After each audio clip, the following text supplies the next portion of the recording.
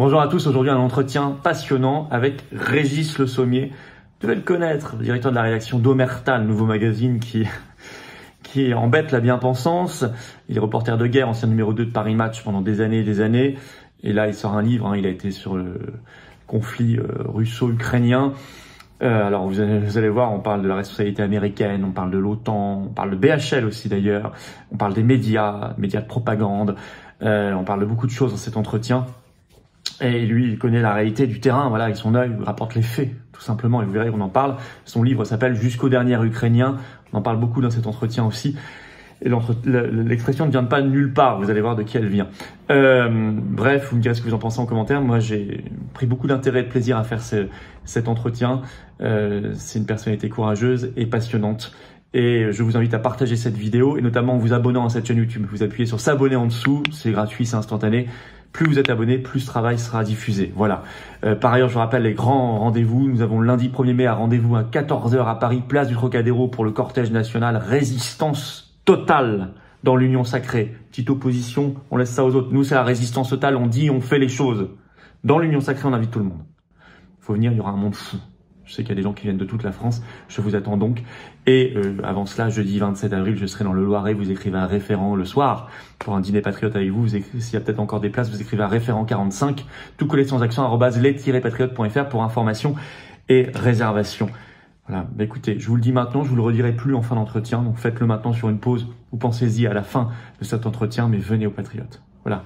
Si vous vous battez pour la paix, pour la vérité, contre l'oligarchie, dans la résistance totale justement, pas la petite gnognotte d'opposition, venez aux Patriotes, adhérez ou reprenez votre adhésion annuelle, vous serez magnifiquement accueillis. Partout en France, on est présent, métropole, outre-mer, même à l'étranger, on a des référents, bravo à eux. Et vous serez mis en relation avec des gens qui pensent comme vous, à côté de chez vous, et ça fait du bien, et on vous propose des actions. Et moi, j'ai besoin de vous. Voilà, je peux pas y arriver sans vous. On a toute l'oligarchie, toute la Macronie, tout le système contre nous, mais on est très très nombreux et on a une énorme détermination. On veut se battre pour des belles valeurs de liberté, de souveraineté, de vérité, de dignité, notre France et notre humanité, nous et les générations qui viennent. Le lien pour adhérer, c'est le premier lien sous la vidéo en description. C'est un lien que j'ai mis également en commentaire épinglé, une petite fiche maintenant sur l'écran et en fin d'entretien en cliquant sur l'écran. Sous la vidéo en description, il y a un deuxième lien pour faire, je l'ai dit, un don de soutien aux Patriotes parce qu'on n'a pas reçu €1 d'aide publique jusqu'ici. Or, on fait plein de choses. 1er mai, tout le reste qui coûte une fortune sans aucune aide publique jusqu'ici, ni d'aide des banques. Ça coûte cher, il y a l'inflation. Et donc, supérieur à 500 € de votre part, on a ajouté un avantage personnalisé. Tout est expliqué sur le site des Patriotes. Voilà, bravo. Tout ça, c'est défiscalisé aux 2 tiers pour vous. Bravo donateurs et adhérents. Bienvenue aux nouveaux adhérents Patriotes. Bon entretien. Vive la France.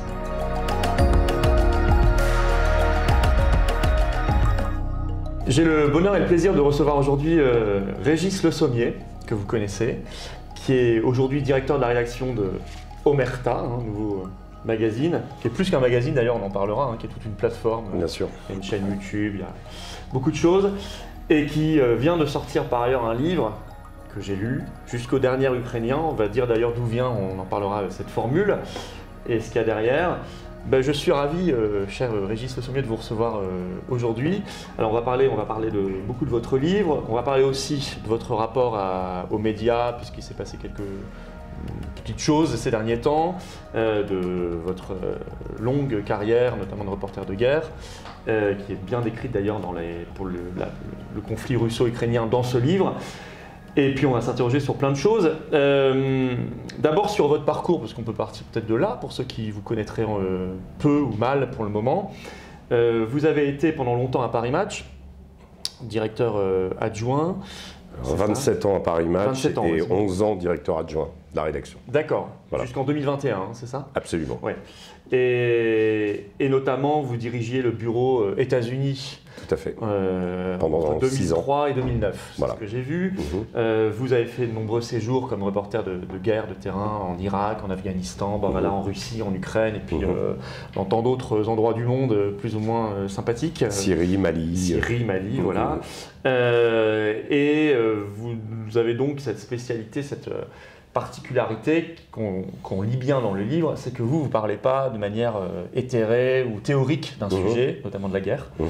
Et vous voulez, je crois que c'est peut-être, on peut partir de là, un des premiers objectifs peut-être de votre livre, Jusqu'au dernier Ukrainien, c'est de dire, attendez, vous parlez sur les plateaux de télé d'une guerre, Mais moi, vous êtes allé côté russe, côté ukrainien, vous décrivez l'atrocité de la chose, vous mettez votre vie d'ailleurs en danger, on le voit à plusieurs reprises dans le livre.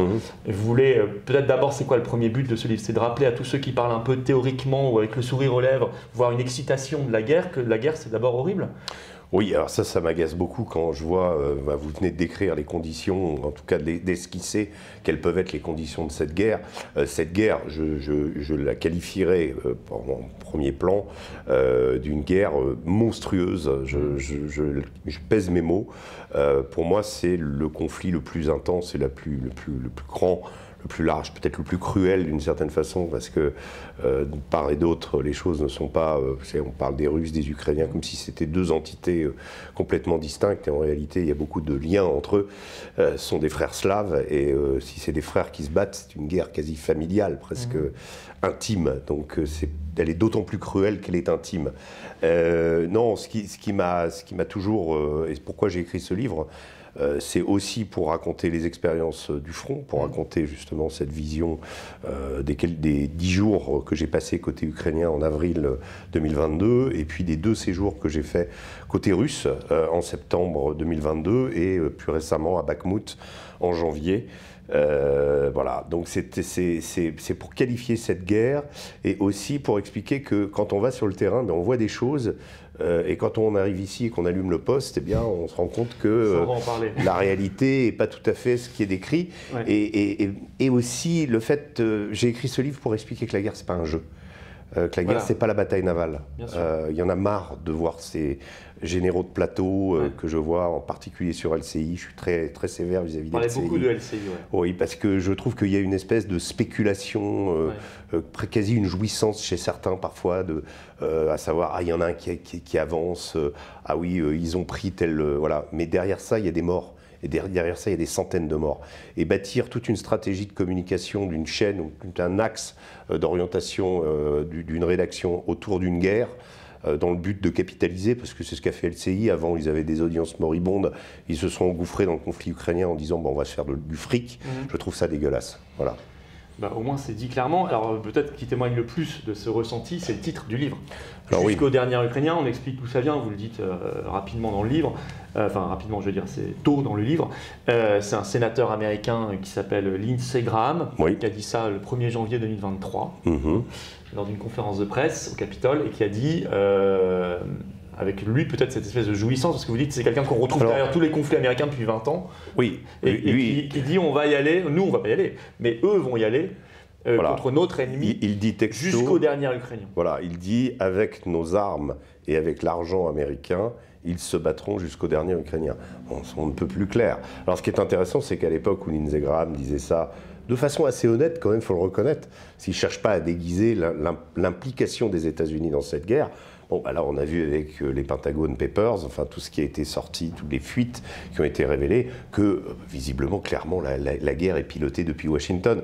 Donc là, on a vraiment une confirmation, et d'ailleurs ce livre a été écrit avant ces révélations, et je m'aperçois que bon, ces informations qui sortent du renseignement américain confirment, et notamment en particulier l'implication des États-Unis dans cette guerre. Ben oui, alors parce que vous dites... Page 84 dans le livre, dans votre livre, vous dites qu'il faut lire Le Grand Échiquier de Brzezinski. Oui, tout à fait. C'est vrai que moi j'en parle assez régulièrement aussi. Oui. Emmanuel Todd en parle beaucoup dans ses interventions. Ouais. C'est vrai que c'est un livre qui est sorti, je crois, en 97, enfin à la fin des années 90. Ouais. C'est éclairant, si on lit vraiment, on prend le temps de lire ce livre sur ce qui est en train de se passer, et on comprend qu'on est dans un jeu américain. Mais c'est le plus important des livres actuellement sur le conflit ukrainien, je pense. Hier, on m'envoyait une photo, j'ai vu une photo du présentoir à la FNAC, des divers livres qui ont été écrits. Alors il y a des choses, le mien y était, j'étais ravi de le savoir. Merci à la FNAC. Et il y avait d'autres livres, mais en fait, il manquait le principal, c'est-à-dire Le Grand Échiquier. Il faudrait ressortir, évidemment. Voilà. Parce que... Parce qu'en fait, on n'a pas lu le grand échiquier. Si vous regardez, vous dites 97, en effet, oui. À l'époque, on était gargarisé par quoi? On commençait à s'inquiéter sur la menace djihadiste qui montait. Ouais. Les talibans avaient pris le pouvoir en Afghanistan. Il y avait quand même, du côté de l'islam radical, une montée en puissance. Et puis, on était tous fascinés par Fukuyama, la fin de l'histoire. L'URSS s'était effondré en 91. Ça y est, c'était fini. Le modèle de vie occidental, globalement, avait gagné. Donc il allait amener la paix, la prospérité dans le monde, etc. Et en fait, au lieu de... Moi j'ai écrit dans le livre, au lieu de s'intéresser à Keppel, pour qui j'ai un immense respect, et à Fukuyama à l'époque, on aurait mieux fait de relire Brzezinski. Brzezinski, oui. D'ailleurs, cette présence américaine, c'est un des... Parce que vous dites dans le livre, il y a quelques grands tabous dans les médias dont il ne faut pas parler, dont celui-ci, vous dites. Alors, il est moins en moins tabou, mais à l'époque, moi, où j'ai raconté mes expériences, où j'ai rencontré un instructeur américain. C'est le premier chapitre du livre. Voilà, où je tombe nez à nez avec quelqu'un qui fait la sélection à la Légion ukrainienne et qui est américain. Et qui d'ailleurs se balade dans une voiture immatriculée en France. 91. Ouais, voilà. Alors ça, je n'ai pas réussi à savoir. J'ai regardé la plaque d'immatriculation d'où pouvait venir cette voiture. C'était peut-être la voiture d'un volontaire français venu aider l'Ukraine. Parce que dans cette histoire, il y a aussi, faut le reconnaître, de la générosité. Il y a, aux côtés de l'Ukraine, il y a eu un élan de solidarité qui s'est fait. Au départ, c'est une agression contre un pays souverain. L'Ukraine a été aidée et beaucoup de gens sont venus spontanément aider l'Ukraine. Là, en l'occurrence, la rencontre avec cet instructeur américain, moi je connais bien l'armée américaine, ne laissait aucun doute sur le fait qu'il pilotait, les États-Unis pilotaient, il nous le dit, pensant qu'on est des volontaires qui venons nous engager. Il ne sait pas qu'on est des photographes et journalistes, et donc il nous dit voilà comment ça va se passer, il nous décrit, et on le laisse parler. Et c'est assez édifiant de comprendre à quel point voilà, il va creuser. On se rend compte que bon, on est dans un village qui s'appelle Yavoriv, où l'OTAN a après des empreintes depuis un petit moment. Mais là, on arrive dans des restaurants, on est en Ukraine, et on tombe sur des types avec des uniformes baltes, estoniens, enfin voilà, ou polonais. C'est quand même assez étonnant parce que ces pays ne sont pas censés être impliqués dans le conflit en Ukraine. Or, ils sont là, ils sont présents sur le terrain. Donc il y a déjà, en avril 2022, aucun doute sur le fait qu'il y a les États-Unis et leurs alliés qui sont partie prenante et qui sont directement c'est vrai, et vous le décrivez bien. Là-bas. Et vous dites, là, vous m'avez dit juste avant, c'est moins tabou maintenant. Quoique, parce que... Regardez... il y a eu les révélations du Pentagone. Hein. Oui, les Pentagon Papers, mais en France, quels médias en ont vraiment parlé?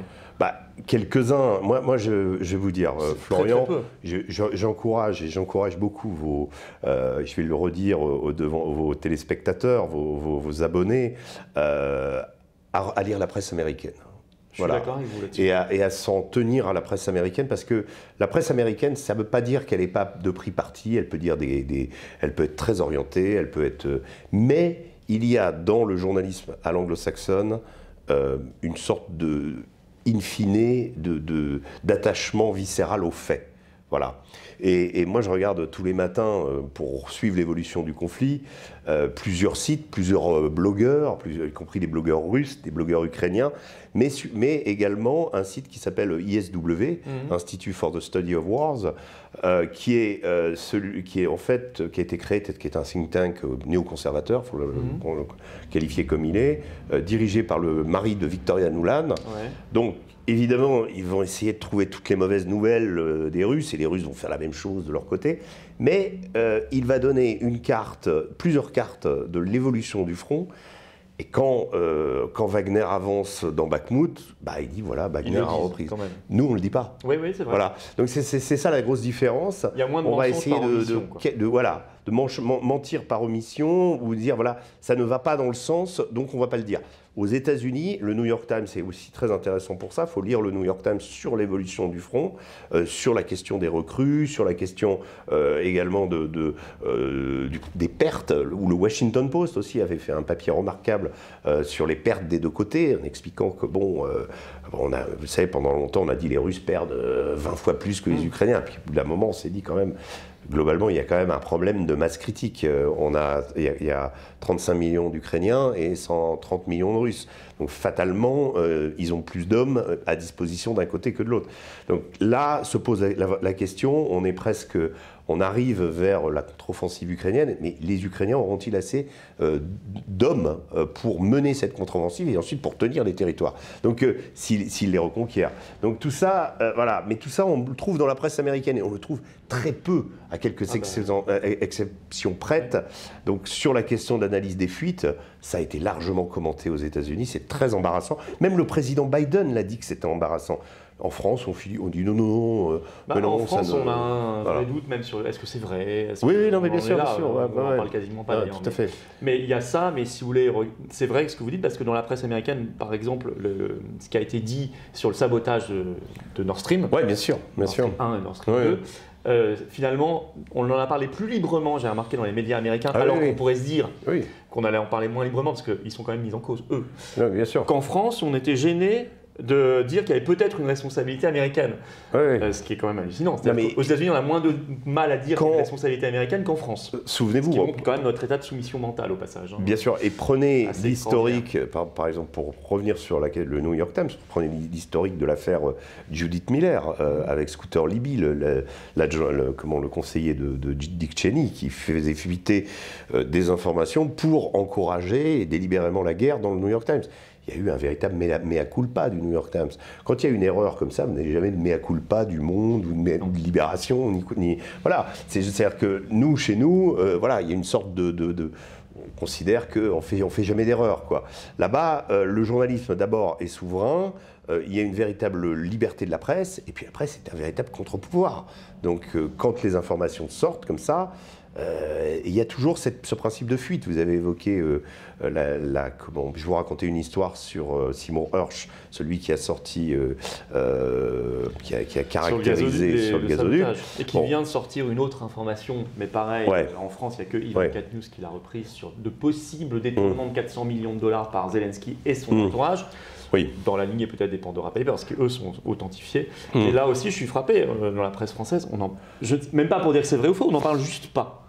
Non mais Seymour Hersh est un personnage vraiment intéressant. D'abord, je ne vais pas faire sa carrière, mais par 2 fois, il est arrivé à des moments charnières de l'histoire américaine. C'est lui qui a révélé le massacre de My Lai, qui est une sorte d'oradour sur glane au Vietnam, où les troupes américaines auréolées du souvenir de ce qu'on appelait la Greatest Generation, c'est-à-dire la très grande génération des soldats de la Seconde Guerre mondiale ayant libéré l'Europe du nazisme, ayant vaincu le Japon, se découvre en fait que les soldats perpétuent des atrocités, brûlent des villages, assassinent femmes, enfants, vieillards, etc. Et ça, c'est Seymour Hersh qui arrive à le faire, c'est 71 si mes souvenirs sont exacts, et c'est décisif. Le même Seymour Hersh revient de façon décisive au moment des fameux maltraitances de prisonniers irakiens à Abu Ghraib. C'est lui qui révèle cette histoire, qui évidemment embarrasse énormément le Pentagone au premier plan, et puis la Maison Blanche. Donc il arrive à des moments où, voilà. Et Seymour Hersh, le personnage, moi j'avais été le rencontrer à Washington, il est dans un bureau, presque au milieu de toutes ces administrations il est très âgé maintenant, non? Oui, il est âgé. Il y a des piles de journaux et de dossiers un peu partout chez lui. Il travaille à l'ancienne, très peu d'informatique. Et donc je vais pour l'interviewer, pour Paris Match à l'époque. Il me dit allons déjeuner, je vais vous présenter quelqu'un. Bon, donc on va déjeuner à Washington, au milieu du... Et je vois un général arriver, le déjeuner, ça devait avoir lieu, cette rencontre avait lieu en 2004, plein moment de la guerre en Irak, un moment très intense où là il y a une véritable démonstration de force, c'est-à-dire les États-Unis sont à l'offensive, etc. Et ça commence à craquer un peu. Il y a très peu de dissidents, très peu de personnes qui critiquent la guerre en Irak. Il y en a un peu. Et il me présente, je reconnais avec les grades, je reconnais un général. Et il me présente un général qui vient s'asseoir avec nous. Il me dit, je vous demanderai de ne pas citer son nom, etc. Et je me rends compte en discutant avec lui que cette personne travaille à côté de Donald Rumsfeld, donc au Pentagone. Et donc c'est sa source en fait. D'accord. Et c'est sa source, et c'est un anti-guerre. Ah oui. Donc au milieu de Rumsfeld, il y a un anti-guerre qui parle à Seymour Hersh. C'est pas n'importe quoi. Ouais, Donc quand Seymour Hersh dit j'ai une source à propos de Nord Stream, il va pas l'inventer. Alors ça lui est arrivé de se tromper, mais qui ne s'est pas trompé, mais à part les journalistes français, eux, non, Seymour Hersh ne s'est trompé jamais. C'est la vérité qui se trompe. C'est ça. Voilà. Et donc c'est intéressant de voir que c'est quelqu'un de sérieux. Alors bon. Il n'a qu'une seule source, on peut dire qu'il y a une faiblesse dans sa démonstration, mais si c'est la source qui a planifié le plasticage, enfin, pas le plasticage, mais enfin, en tout cas la destruction de Nord Stream 2, de Nord Stream 1 et de Nord Stream 2, bon, bah, ça veut dire qu'il a le bon contact. Et donc, il est arrivé avec ça. Il n'est pas menacé ni traité de complotiste, Seymour Hersh. Certains disent qu'il est un peu vieux. Dans la presse française, si. Oui, mais pas là-bas. Non, pas là-bas. Donc c'est ça qui est intéressant, je trouve, c'est que voilà, il va y avoir une multiple... Bon, il y a aussi Tucker Carlson, qui lui a dit aussi des conneries, mais parfois aussi il y a des... Voilà. News et je crois qu'il est l'éditorialiste le plus suivi des États-Unis. Je crois qu'il a un nombre C'est lui qui fait les plus grosses audiences. Voilà, les plus grosses audiences, donc il y a un peu ça aussi qui va avec lui. Mais si vous voulez, en gros, globalement, c'est peut-être l'un des points les plus forts et les plus admirables de la démocratie américaine, justement, c'est ce rapport à la presse, le fait que c'est véritablement un cinquième pouvoir, on va dire, et que voilà, c'est un principe sacré. Oui, et alors c'est intéressant que vous rappeliez ça, parce que vous qui êtes accusé d'être pro-Poutine, de dire des choses très positives finalement sur un aspect des États-Unis. Je prends plus Poutine après avoir interviewé deux présidents américains, c'est ça qui est intéressant, c'est que écrit la biographie d'un directeur de la CIA, et j'ai deux enfants qui habitent aux États-Unis, vous voyez. Alors justement, voilà. Je vous connaissais, mais je me dis, je vais quand même regarder la fiche Wikipédia. Oui. Et je vois controverse, qu'il faut toujours regarder. On a tous notre rubrique controverse. Et dedans, la controverse, c'est que vous avez interviewé Bachar el-Assad. Oui. Alors pour un reporter de guerre, moi je suis pas hyper surpris. Je trouve ça plutôt logique vu le conflit. Oui. Mais je découvre que vous avez aussi interviewé Bush, qui était président, Obama, donc Rumsfeld, effectivement. En fait. McCain, etc. En fait, ce qu'on vous reproche, c'est que vous parlez un peu à tout le monde. N'est-ce pas l'essence de votre métier? C'est ça, on me reproche peut-être de faire mon métier. Normalement, parce qu'on devrait l'envisager. Moi, ce que je trouve le plus désagréable, et c'est vraiment là où j'aimerais terminer et ne plus avoir à en parler, c'est on me reproche de prendre parti. J'ai vu sur ma fiche Wikipédia ces prises de position sur Bachar el-Assad et sur Poutine ou la Russie sont source de controverses. J'aimerais bien qu'on m'amène texto des choses que j'ai pu dire sur Bachar el-Assad qui pourraient être source de controverses ou qui pourraient montrer que j'ai une admiration pour ce personnage.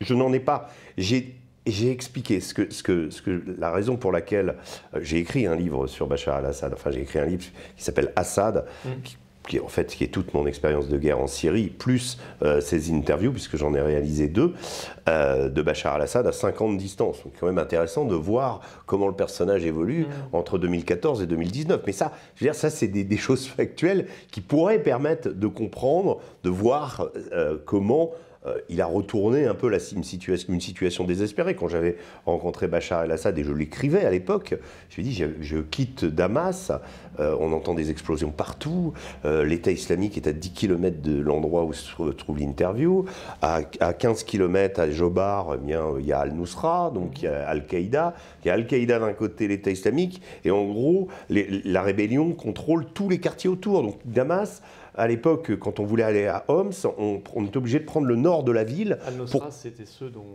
Fabius disait qu'ils faisaient un boulot remarquable. Oui, c'est ça.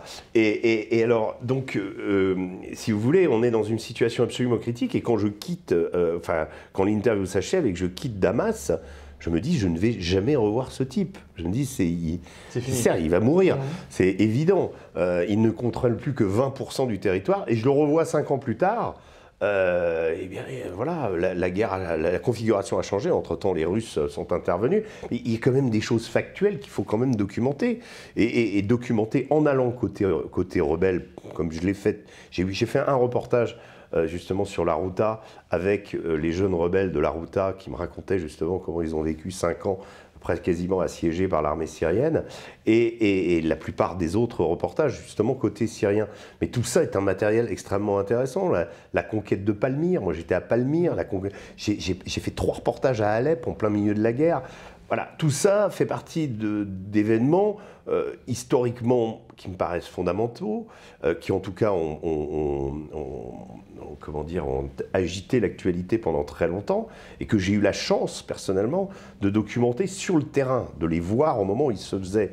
Et voilà, et donc ces accusations, ce que je trouve le plus, c'est, vous savez, quand on mettait nos professeurs, mais quand ils corrigeaient notre copie, et puis qu'on était parti sur une idée qui n'était pas la bonne, ils mettaient contresens. C'est exactement ça. La vision que ces gens-là ont sur moi, c'est un contresens absolu. Ouais, ouais. Je n'ai pas de pris parti et je n'ai surtout pas d'intérêt. Je ne suis pas payé par quelqu'un, contrairement d'ailleurs certains représentants de think tank américains qui me traitent d'agent russe. J'ai appris ça il n'y a pas longtemps, et qui sont payés par des officines diligentées depuis Washington. Il y a l'OTAN ou à... Voilà, oui, donc des gens qui ont croqué avec les États-Unis depuis longtemps et qui viennent vous accuser d'être un agent russe, ce qui est absolument absurde. Moi j'ai eu le droit aux mêmes accusations. Mais vous savez pourquoi? Parce qu'on organisait des manifs, il faut voir le lien, hein, anti-pass sanitaire.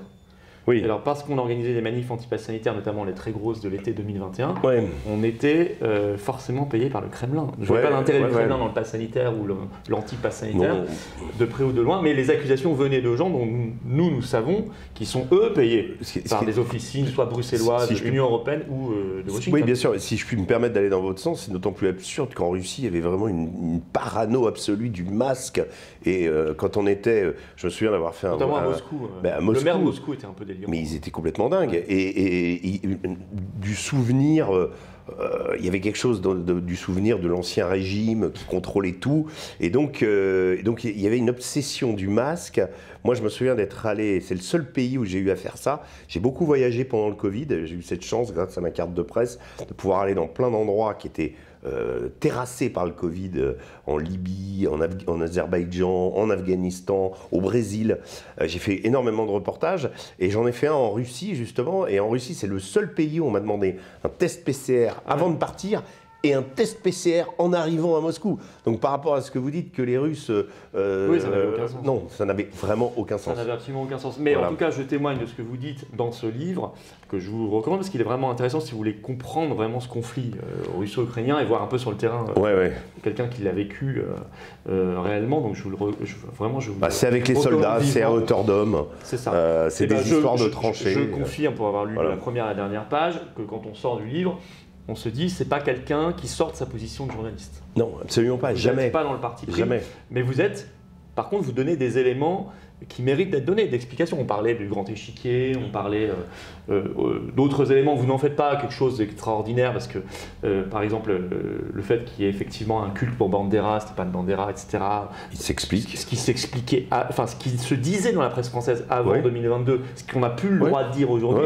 Vous ne reprenez pas à votre compte l'idée que tout le régime est nazi ou machin comme ça, qu'il y a une dénazification. C'est pas ce que vous dites. D'ailleurs, vous dites explicitement l'inverse. Mais vous dites quand même que ça existe malgré tout. Et moi, vous dites à un moment, j'ai vu dans des marchés des objets de quincaillerie avec quand même des symboles un peu bizarres. On a essayé de me vendre un t-shirt avec les fusils de Stepan Bandera sur un marché de Odessa. Le fait d'écrire ça, on vous dira donc vous reprenez, vous validez le récit russe, alors que c'est complètement délirant. Vous êtes simplement vous relatez des faits. Oui, et puis après, je vais aussi côté russe. J'ai quand même je visite une école. Ce que je raconte, je visite une école et dans cette école, elle est à Kherson, à l'époque où Kherson était sous occupation russe. Et les Russes sont arrivés, ils ont mis beaucoup de propagande en ville, merci à la Russie, enfin des choses comme ça. Ouais, vous le décrivez, et on sent que Kherson est vraiment une ville où il y a de l'opposition. Il y a d'abord de la guérilla, il y a un mouvement clandestin pro-ukrainien et anti-russe qui élimine d'ailleurs beaucoup de dignitaires nommés par la Russie qui se font flinguer ou qui sautent avec une bombe, etc. Il y a une vraie tension en ville. Et à un moment, on est dans une petite école, il y a la directrice qui est là, qui nous suit, et ils ont mis les nouveaux manuels des Russes. Et je prends le manuel d'histoire. Et je regarde, et je vois évidemment la fameuse statue de Stalingrad, toute l'histoire russe y est. Et en fait, l'idée est de dire, voilà, maintenant l'Ukraine c'est la Russie, et voilà. Et je leur dis, où est Holodomor dedans? Où est-ce que... Alors on me montre une phrase voilà, qui explique la grande famine en expliquant qu'elle a touché la Russie, pas uniquement l'Ukraine. Et j'ai dit, mais comment c'était avant? Et là, comme ce sont les mêmes qui étaient là avant, en fait, la maîtresse va me chercher le gros bouquin écrit en ukrainien, qui est un manuel, un mémorial presque, avec tous les noms de l'oblast de Kherson, toutes les personnes décédées pendant cette grande famine. Et j'ai dit, mais et là, maintenant, ça fait 2 lignes. Donc vous revisitez l'histoire, en fait. Vous estimez que ça n'a pas eu lieu. Alors là, elle n'est plus capable de répondre. Enfin voilà. Donc ça c'est du boulot. Ça, c'est du boulot de journaliste. D'aller dire devant les autorités, vous niez l'existence de l'Holodomor. Voilà. Et bien ça, excusez-moi, mais après, c'est un peu compliqué de travailler, vous voyez. Mais vous êtes là pour ça, vous n'êtes pas là pour vous balader, vous n'êtes pas là pour faire la propagande d'un côté, vous n'êtes pas là pour dire du bien, vous êtes là pour essayer de raconter ce qui se passe. Voilà. Mais vous avez d'ailleurs une phrase très forte, page 66, où vous écrivez plutôt « Raisonner revient à être complotiste ou pro-russe ». Raisonner, le simple fait de raisonner. Ça c'est en France, parce que le danger il existe sur place, mais quand vous revenez, vous avez l'impression de vous faire flinguer quand vous revenez. C'est ça qui est terrible. Quand j'ai commencé moi ce métier avec la guerre en Irak, dont on a évoqué tout à l'heure, mes premières expériences de guerre, je revenais, je me souviens, ma première expérience c'était en 2006, 2005 pardon. J'étais parti en Irak couvrir, à l'époque ils voulaient pas trop, le journal me dit ouais t'as pas d'expérience, va pas sur le front, va pas te mettre en danger. Du coup j'avais choisi d'aller couvrir un hôpital de campagne américain pendant une offensive. Autant vous dire que c'était MASH, vous savez la série avec les hélicos qui arrivaient, qui débarquaient les blessés, etc. Donc c'était extrêmement intense. Il y a peut-être moins de danger, mais il y avait quand même l'hôpital recevait quand même des roquettes de la périphérie. Donc, enfin bref, une guerre comme la guerre en Irak, il n'y a pas d'endroit où on est complètement à 100% secure, on va dire. Et je me souviens de ça. Et à l'époque, j'étais revenu. Le reportage avait été, comment dire, j'avais eu quelques commentaires dans la presse sur ce reportage dans Paris Match. J'étais extrêmement fier, mais je revenais chez moi, j'avais ramené l'info. Aujourd'hui, j'arrive sur certains plateaux de télé, on met en doute ce que je dis. C'est-à-dire, je dis, mais attendez, moi, il m'est arrivé d'avoir quelqu'un qui me dit, non, non, ce que vous dites n'est pas vrai, ou ça n'a pas d'importance. Ça n'a pas d'importance ah oui, mais c'est des témoignages.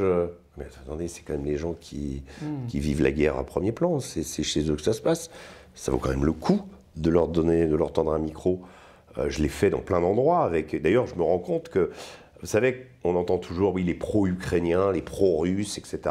Et puis on a les cartes. Alors on dit, voilà, en fait, vous s'apercevez, mais ça je l'ai déjà constaté plein de fois, que les gens qui vivent sur un territoire qui est envahi par la Russie ou qui est reconquis par l'Ukraine, ils adoptent des positions de survie. Bien souvent, ils ne sont pas plus pro-ukrainien que pro-russe. On essaye justement de plaquer des identités.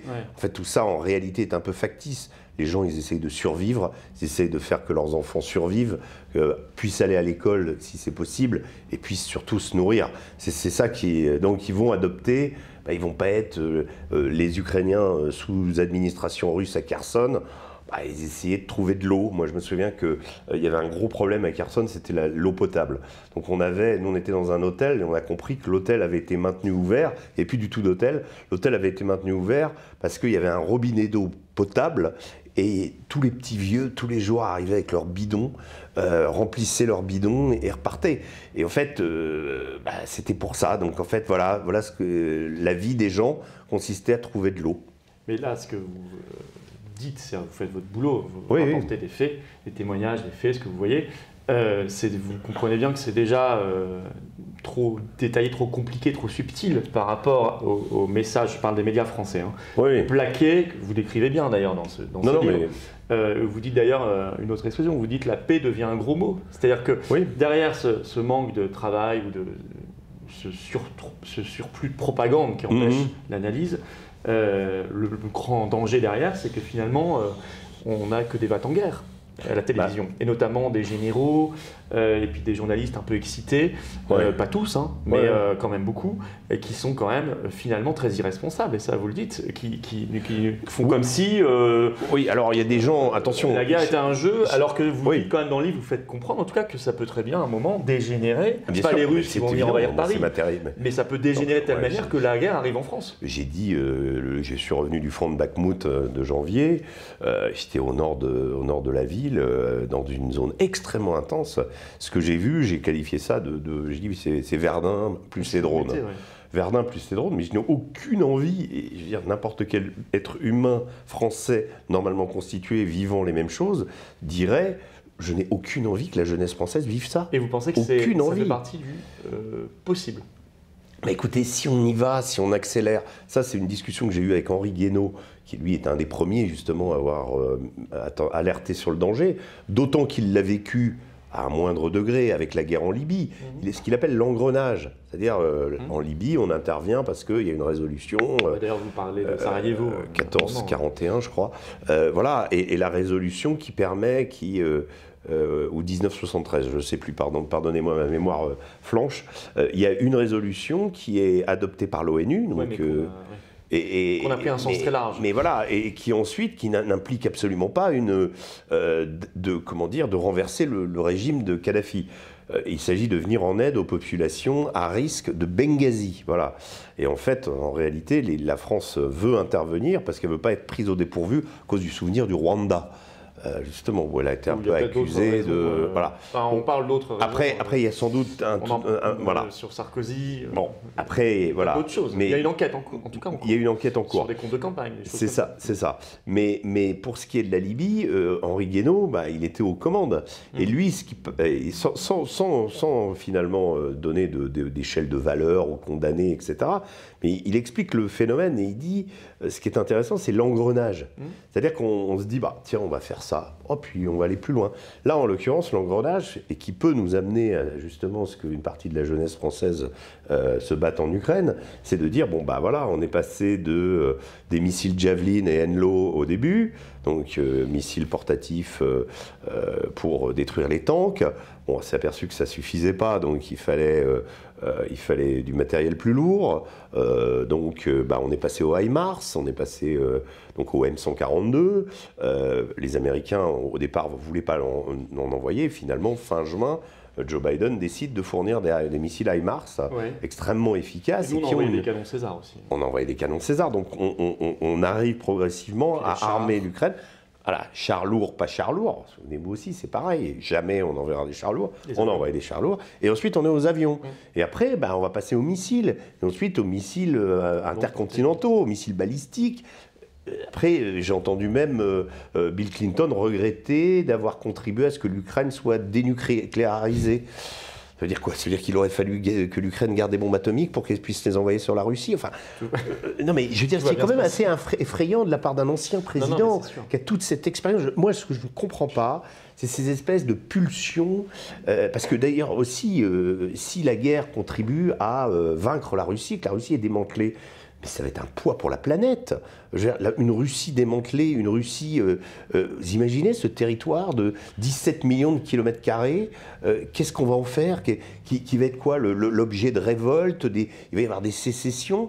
Mais je ne dis pas qu'il faut garder Poutine, mais quand même. On a l'impression que des gens sont dans une espèce de fuite en avant et d'inconscience absolue. Et ce que je dis aussi, et ça c'est des expériences de terrain, c'est ce que j'ai vu en qualité d'hommes qui font ce conflit. Et je pense que je l'ai moins vu côté ukrainien, j'ai moins eu l'occasion d'aller vraiment directement au front avec les Ukrainiens, mais bien que j'ai passé du temps un peu avec eux. Mais côté russe, le pédigré des soldats qui combattent. Moi, j'étais avec un groupe qui s'appelle, une SMP, une société militaire privée, un peu comme Wagner, qui s'appelle la Brigade des vétérans. Donc, il y a des anciens de Tchétchénie, de Géorgie, et même pour les plus anciens, qui ont 64 ans, il y a des soldats de 64 ans qui ont combattu en Afghanistan. Qu'est-ce qu'ils apportent? Ils apportent une expérience de terrain aux petits jeunes. Ils forment les fameux conscrits que Poutine a recrutés en septembre dernier. Et tout ça, finalement, fait un attelage comment, un peu hétéroclite, mais qui arrive au front et qui combat avec des unités régulières. Voilà. C'est un peu ça la physionomie du front. Il n'y a pas que Wagner qui fait ça. Wagner ayant la spécificité d'avoir recruté des anciens prisonniers et de les envoyer, voilà, de les faire un peu se racheter par le sang. Enfin, en gros, c'est le principe. Mais si vous voulez, quand vous voyez ces gens et que vous leur demandez qui ils sont, parce que vous passez 10 jours avec eux, vous avez un peu de temps de discuter, il y a des moments de calme, il n'y en a pas beaucoup, mais il y en a. Bah, vous apercevez que ce sont des paysans, ce sont des mineurs, des fils de mineurs, c'est-à-dire des gens qui ont vécu toute leur vie dans ce que les légionnaires appellent la rusticité, la dureté, sans savoir, donc des privations, donc des gens qui ont été habitués. Certains ont connu le système soviétique et ils sont très très motivés, peut-être plus que les jeunes. Et pourquoi je dis ça? Parce que cette qualité d'homme pour le combat, qui sont capables de se battre avec des Ukrainiens qui sont aussi de la même force, en face par des températures de moins 15, à dormir dans des maisons avec des rats, parce que je l'ai vu ça, je l'ai vécu. Nous, on a passé 10 jours, mais eux, ils passent des mois là-bas. Ben, je ne suis pas persuadé que les jeunes Français, y compris l'armée française, soient aujourd'hui formés pour se battre dans une guerre comme ça. Alors, c'est facile quand on est un général de plateau, comme on en voit souvent, et qui dit oui, nous devons soutenir, prêt à partir la fleur au fusil. Ouais, mais il faut voir qui fait la guerre, qui sont ceux qui font la guerre, et nous, sommes-nous capables de la faire? Ça, c'est une vraie question. Ben, on comprend un jeu américain derrière, je ne dis pas le peuple américain, mais même pas probablement tout le gouvernement américain, mais enfin des gens qui ont intérêt à cette fuite en avant, ou qui pensent y avoir intérêt, ou qui sont dans un délire, un empire déclinant qui va aller jusqu'à la destruction totale pour sauver ce qu'il y a encore à sauver. Sur la Russie, on peut le voir sur la Chine, on peut imaginer plein de choses, mais autant en France, parce que nous, on sera détruits. On est au milieu de tout ça. Oui. Donc, alors, moi, est-ce que juste j'avais une question parce que Emmanuel Todd dit que lui, il a découvert sur un tard là que les médias avaient une très lourde responsabilité, que c'est souvent eux, par leur hystérie guerrière, qui entraînaient les gouvernements. Oui, plus que l'inverse, presque, vers la guerre. Est-ce que vous pensez qu'en France, il y a cette responsabilité-là? Et je pense qu'il y a cette responsabilité-là de la part de certains. Après, il y a... certains, bien sûr. Ils ne sont pas tous... pas 100% des journalistes. Non. Et puis, il y a des journalistes qui font correctement leur boulot, y compris côté ukrainien, des gens qui vont vraiment et qui racontent ce qu'ils...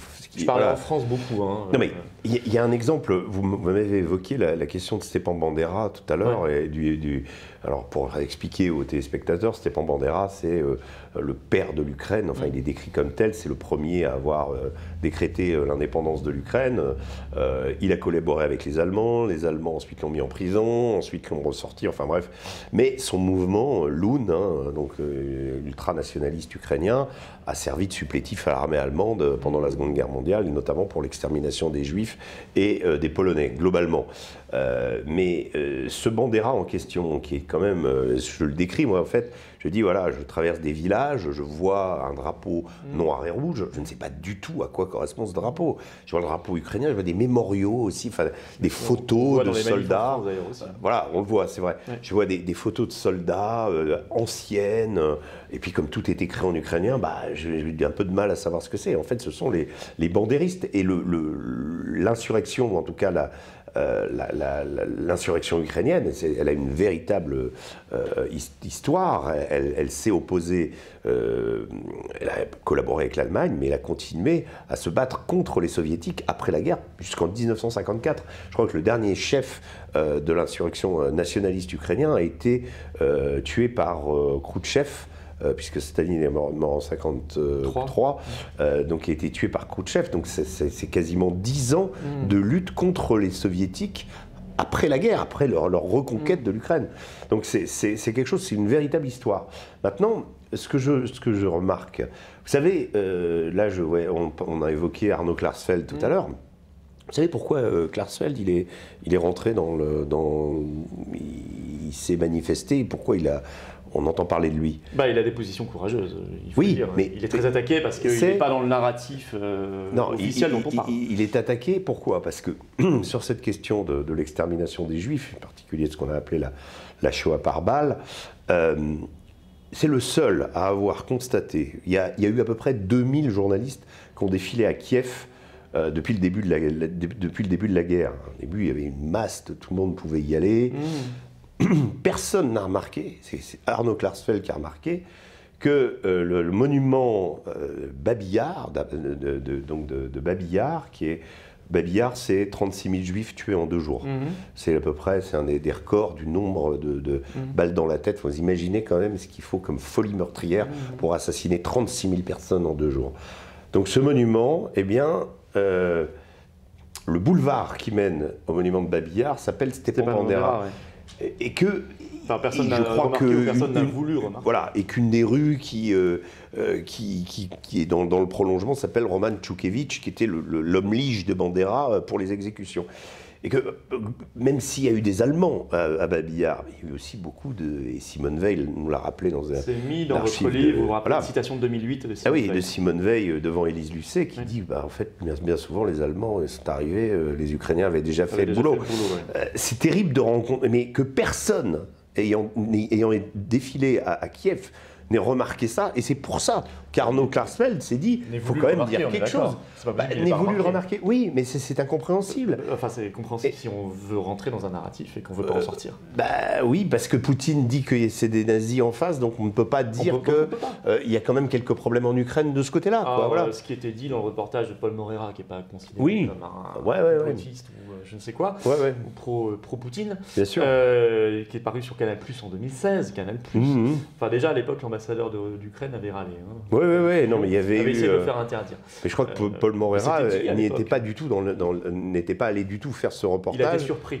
Voilà, dans l'idée, il pensait accompagner une jeune révolution et plutôt avec un effet positif. Et il voit l'implication de Victoria Nuland notamment, elle est présente sur place, les Américains, et il décrit ça. Non, mais il est très important son documentaire, très important. C'est le masque de la révolution, il est sur YouTube. Je l'ai vu sur YouTube il y a pas longtemps, je le connaissais pas. Il est intégralement sur YouTube. Non, mais donc si vous voulez, je reviens à cette histoire de médias, parce que finalement, vous, ce qu'on va vous reprocher à vie, c'est d'être passé 6 mois sur RT France. Oui. J'en parle aussi dedans. Pourtant, vous n'avez traité aucun, oui, je sais, vous n'avez traité aucun sujet lié à la Russie. Non. Vous êtes allé à Mayotte, vous êtes allé dans différents endroits intéressants, et vous avez constaté, c'est votre vécu. On ne vous demandait pas de faire la propagande russe. Non, on ne me demandait pas. Je ne suis pas naïf. Il s'agissait du soft power russe. Ça fait partie des. Il y avait la citation de Lavrov ou de Peskov en fonction des événements qui venaient. Mais bon, après, on avait des débats avec le général Trinquant qu'on retrouve aujourd'hui sur LCI assez régulièrement, qui a changé un petit peu de point de vue là. Mais il y en a plein comme ça. Et j'ai même croisé Franck Louvrier, j'ai croisé des gens comme des débats là-bas avec des gens de Claude Blanche-Maison. Oui, donc c'est assez... Alors, ce qu'il faut reconnaître, c'est les seuls à ne pas y aller, c'était La République En Marche. Moi, j'en ai eu. Ah, vous en avez eu? Je pense qu'à un moment, effectivement, ils ont changé de politique. Et moi, j'en ai eu. Parce qu'il y avait quelques années, j'en avais. Il y avait des bisbilles entre Macron et... interdit de l'accréditation. Voilà. Mais sinon, à peu près toute la représentation nationale est passée sur RT. Et ce que je veux dire, c'est que... Vous pensez quoi de leur interdiction par l'Union européenne? Leur fermeture ensuite. Moi, je suis très inquiet. C'est pas une question de RT ou pas, de savoir s'il fallait l'interdire ou l'arrêter. C'est le principe d'interdire une télé, le principe d'interdire un média. Et je vais vous dire pourquoi ça m'inquiète. Parce que, et ce que je pensais dès le début, au moment où ils l'ont fait, au-delà de ce qui pouvait m'arriver à moi, les conséquences ont été assez rapides. Le Mali a expulsé RFI et France 24. Récemment, le Burkina Faso l'a fait. Et vous savez quoi? Cette décision-là, elle met à risque tous les correspondants français à l'étranger, y compris dans des pays, enfin surtout dans des pays compliqués.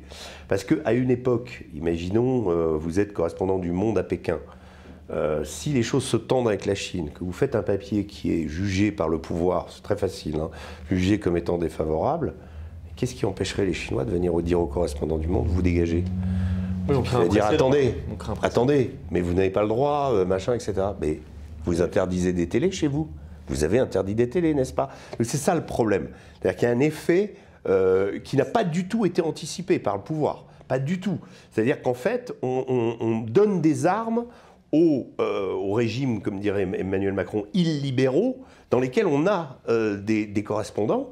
C'est-à-dire qu'on donne des armes à ces gens pour dire, mais attendez, pourquoi vous avez vu, nous on va interdire vos médias. C'est ce qui s'est passé au Burkina Faso. Et hélas, je crains que ça continue de se produire dans d'autres pays. Parce qu'on se rend compte qu'aujourd'hui, oui, le camp occidental, il se réduit quand même comme peau de chagrin. C'est tout ce qui est derrière les États-Unis, mais on voit bien avec ce qui est en train de se passer, notamment avec le personnage de Lula, dont on a célébré la victoire. Je pense que les États-Unis s'en mordent les doigts. Ils auraient sans doute préféré garder Bolsonaro. Ils pensaient avoir quelqu'un dans leur escarcelle. Exactement, et on s'aperçoit que le monde est en train de se recomposer. Excusez-moi, quand vous avez Lula qui propose à la Chine un plan de paix pour l'Ukraine, vous dites que le monde a changé. Et la réconciliation Iran-Arabie Saoudite. Ça, c'est encore un autre... L'Arabie Saoudite qui change de camp, en fait. Mais qui est en train de changer de camp, comme beaucoup d'endroits. Donc, et là, avec le coup d'État au Soudan, on sent vraiment qu'il y a une lutte véritable entre les Américains et les Russes pour les zones d'influence. On est reparti à la guerre froide. On est reparti avec des pays qui tombent dans l'escarcelle de l'un et de l'autre.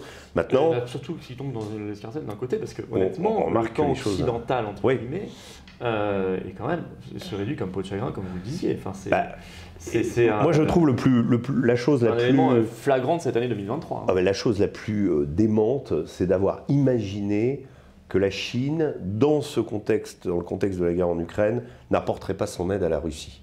C'est quand même assez aberrant. Ça fait, je crois d'ailleurs que cette idée de Chine, je crois que c'est esquissé justement dans le grand échiquier dont on parle. Bien sûr. Justement, cette idée et à l'époque, même à l'époque de François Hollande, je me souviens qu'un papier, Renaud Girard expliquait que à continuer ce qu'on faisait et à ne pas vouloir l'application des accords de Médane, Renaud Girard dans le Figaro avait dit on va finir par pousser la Chine dans les bras de la Russie.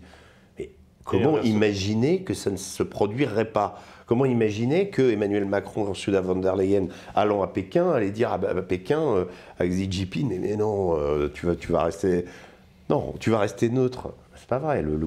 Hier, le ministre de la Défense chinois a rencontré Poutine et ils ont expliqué que c'était une alliance millénaire, machin. Enfin bref, c'est complètement dingue de se dire ah mince, ça se produit comme si c'était pas évident au départ.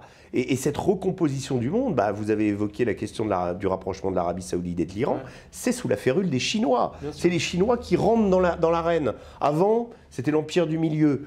Bon, il était quand même c'était une super puissance économique, avec des intérêts, etc., avec cette fameuse obsession des routes de la soie, mais c'était un géant diplomatique. Là, il entre définitivement.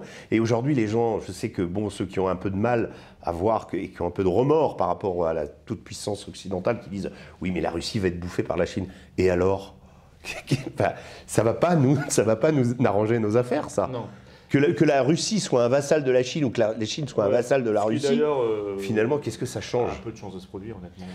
La Russie, c'est le champ gazier, c'est le champ d'hydrocarbures.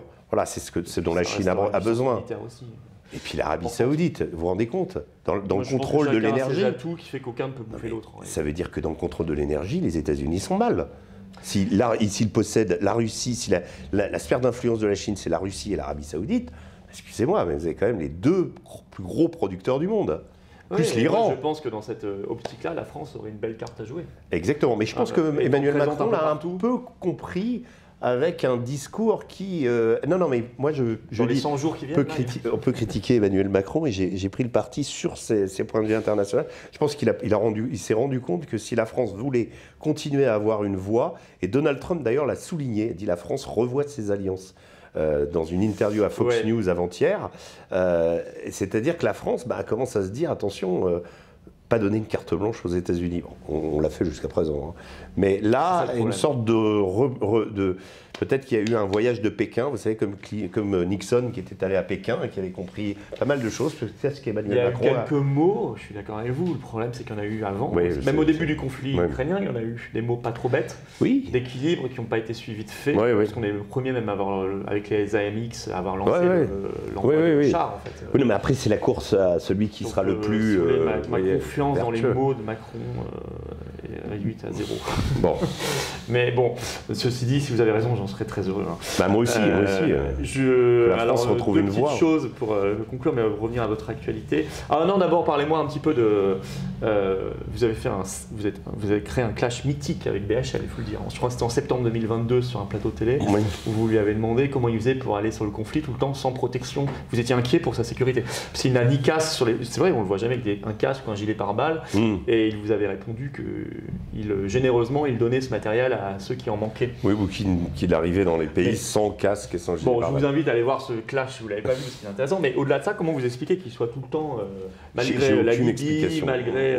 Mais pas le premier à avoir me posé cette question. Comment ça se fait qu'il est tout le temps invité, très sympathiquement, qu'on lui donne 300 000 € pour faire un film qui a fait 1000 vues sur toute la France, 300 000 € d'aide publique, c'est hallucinant. Ouais, mais le cas BHL est effectivement une énigme. Maintenant, je ne vais pas l'accabler outre mesure, je lui reconnais au moins, je dirais, de se déplacer dans les pays. Alors, il prétend être sur le front, mais enfin, au moins il va discuter avec l'état-major, avec les personnalités. On n'a pas du tout le même point de vue. Ce qui était intéressant, il faut resituer... Je suis pas sûr qu'ils vivent ce que vous vivez dans le livre, honnêtement, à dormir avec les rats, non, à courir quand il y a une explosion, je sais quoi. Je suis pas sûr qu'ils vivent ça. Peut-être qu'il l'a vécu, je ne vais pas présumer de ce qu'il a fait ou pas fait, mais ce qui m'a paru toujours... l'origine de ce débat, c'est que moi j'étais allé sur le front de Kherson, donc dans l'oblast de Nikolaïev, et lui était allé à Nikolaïev, donc on était allé des deux côtés. Et Sonia Mabrouk avait dit on va vous faire dialoguer sur... voilà. Et en fait, ce dialogue s'est terminé par 3/4 d'heure de BHL et moins 1/4 d'heure de débat à la fin. Donc c'était quand même assez biaisé. Mais bon, au moins ça a eu le mérite d'exister. Et je lui ai posé cette question, oui, parce que cette question, en fait, je vais vous dire la raison profonde pour laquelle je lui ai posé. En juin 2011, j'ai perdu mon meilleur ami en Libye, dans la ville de Misrata. Il a été touché par un obus et il est mort. Voilà. Et c'était le photographe avec qui j'ai fait l'Afghanistan, l'Irak, surtout beaucoup d'Irak, qui était un photographe américain, Chris Ondros. Et une semaine après, moi j'étais correspondant aux États-Unis à l'époque, je découvre Paris Match avec Bernard-Henri Lévy en costume, avec une chemise blanche et un char calciné derrière, à Misrata. Il vient à Misrata. Et j'ai trouvé ça, même par rapport à mon journal à l'époque, odieux, quoi. Je me suis dit indécent. Comment peut-on aller, voilà. Et j'ai toujours eu dans cette idée, mais comment peut-il aller? Pourquoi va-t-il dans ces endroits-là?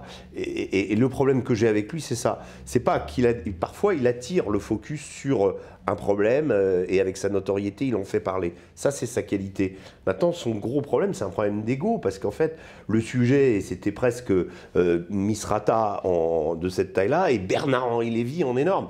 Quand vous devenez le sujet, et vous regardez son documentaire sur la Libye, moi j'avais vu sur la Libye, c'était extraordinaire. Il avait accès à la Situation Room avec Hillary Clinton, les généraux. Il aurait pu en faire un documentaire extraordinaire, vraiment à l'intérieur. Et en fait, tout est gâché, parce qu'en fait, c'est lui en permanence devant le truc. Mais là, il est totalement inutile, il faut qu'il laisse parler les autres. D'ailleurs, je lui ai dit ça. Je lui ai dit, vous parlez trop à l'état-major, vous parlez trop aux dirigeants, vous ne parlez pas assez aux gens. Moi, ce que j'ai fait dans ce bouquin, ce que j'ai toujours fait dans ma vie, c'est de parler aux gens. Ouais. C'est ça qui m'intéresse, c'est de raconter leur histoire, c'est pas de raconter l'histoire du général, parce qu'on en apprend beaucoup plus. On en apprend avec le général, on en apprend avec les autorités, mais on en apprend beaucoup plus en posant des questions à la population. Quand vous arrivez à la bataille de Mossoul, que lui aussi a documenté avec les Kurdes, en les magnifiant, ils sont très bien les Kurdes. Enfin, Mossoul, c'est des Arabes sunnites, hein. 99% de la ville, c'est Arabes sunnites, parfois des chrétiens aussi qui ont dû s'exiler. Quand vous arrivez à Mossoul, que vous êtes avec la Golden Division, vous êtes en première ligne, que vous libérez le quartier, vous arrivez chez des gens, vous vous rendez compte, c'est le premier visage qu'ils voient, vous êtes le premier visage qu'ils voient après 2 ans et demi d'occupation par l'État islamique. Alors ils ont la barbe, ils vous demandent des cigarettes, c'est pas innocent, parce que les cigarettes étaient interdites sous l'État islamique, mais pour eux c'est une manière de dire on ne fait pas partie. C'est déjà les fameuses stratégies de survie dont je vous parle, parce qu'ils ont l'armée irakienne.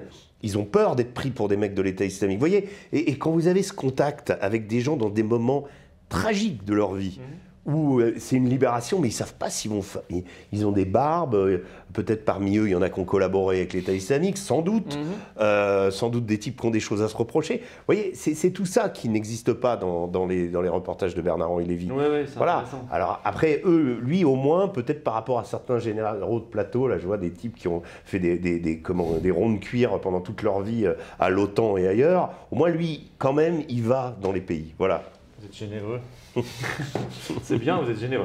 On peut finir sur Omerta quand même. Oui. C'est quoi? Parce que j'ai lu Julien Pain sur France Info qui disait, c'est un fact-checker, vérificateur de Je crois faits. qu'il y a eu des petits problèmes, non, avec Conspiracy Watch, il a reçu de l'argent, sur le fond ses amis. Là, vous êtes moins généreux, là. Ah, je suis moins généreux parce que je déteste les trucs gratuits. Toute l'histoire, on Je verra déteste bien. ces trucs gratuits, puis Pour surtout quand c'est l'arroseur arrosé, vous savez, de Jacques Tati, quoi. Il y a peut-être un petit coup de pied dans la fourmilière, Ouais. effectivement, qui est en train d'être donné là-dedans. On verra bien si la justice daigne s'en saisir un jour. Voilà. En tout cas, Pourquoi ça? pourquoi? Oui, parce que France Info disait que c'était. Enfin, c'est intéressant d'ailleurs. Il disait vous avez un parti pris que vous cachez, comme si d'ailleurs. La vérité qui dérange. Bon, alors, je pense que d'ailleurs, il n'y a pas.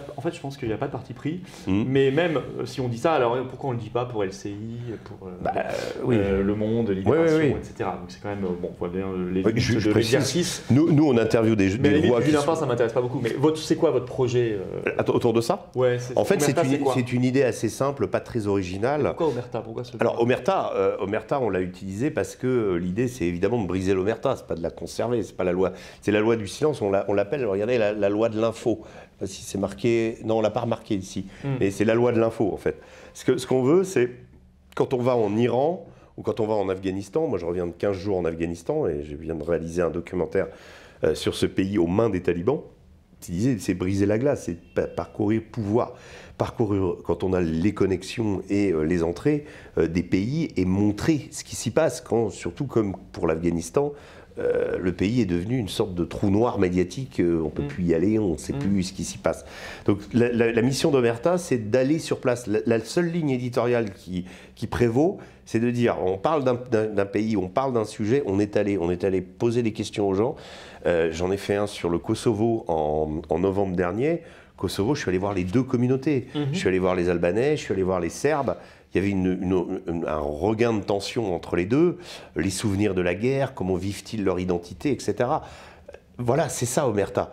Et Omerta, c'est redonner ses lettres de noblesse au journalisme, ou en tout cas au grand reportage, pour ce magazine. C'est pas un retour aux sources de Paris Match en fait? Il y a un petit peu de ça. Mais il y a des valeurs que j'ai gardées et qui sont d'intégrité, un souci aussi de rentrer dans des sujets par la photo. On a un très bon reportage sur Bakhmout dedans.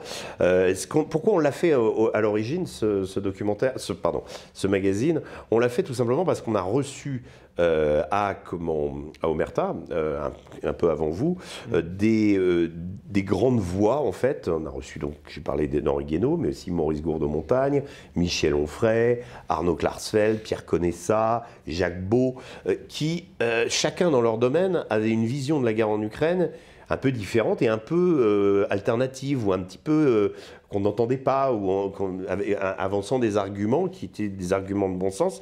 Et tous ces gens-là sont des gens dont la parole mérite d'être écoutée. Et on a voulu, pour nos abonnés au départ, et puis on s'est aperçu qu'au-delà, on avait eu un certain succès, donc on répondait à une demande d'infos un peu alternatives auprès des Français. On a voulu compiler dans un magazine ces voix et en faire un témoignage. Alors on va en faire un trimestriel, c'est-à-dire qu'on va recommencer, fort du succès, parce qu'on en a vendu à peu près... On a tiré 17 000 au départ, on en a vendu à peu près 15 000. C'est en kiosque? Oui, c'est en kiosque. Et les gens peuvent s'abonner? Les gens peuvent s'abonner. Et ce qui est quand même intéressant, c'est qu'aujourd'hui, il est sorti le 24 février. Et aujourd'hui, il est encore disponible mais vraiment très en évidence. Par exemple, hier, quelqu'un m'a envoyé une photo à la gare Saint-Charles de Marseille. Ah oui. Donc vous savez, les kiosquiers, quand ça marche, ils mettent en avant. Donc ça veut bien dire ce que ça veut dire par rapport à des gens qui diraient non. On en a vendu beaucoup. Et ça a été une vraie surprise. Ça avait été une vraie surprise, mais en fait, en réalité, les gens ont besoin d'informations. Les gens qui parlent la voix des gens qui parlent dans Omerta Magazine vaut le coup d'être entendus. Voilà. C'est ça. Et donc au-delà de ça, c'est aussi une chaîne YouTube. Oui, avec des entretiens, des émissions aussi. On reçoit André Berkoff qui nous fait une animation assez étonnante. Voilà. Au piano. Voilà, il y a un côté détente parce qu'on est aussi des bons vivants. Hein. D'accord. Voilà. Et très bien. Donc vie Omerta alors. Merci Florian. Puis, merci beaucoup, Régis Le Sommier, merci. Merci pour cette émission. Au revoir. À bientôt.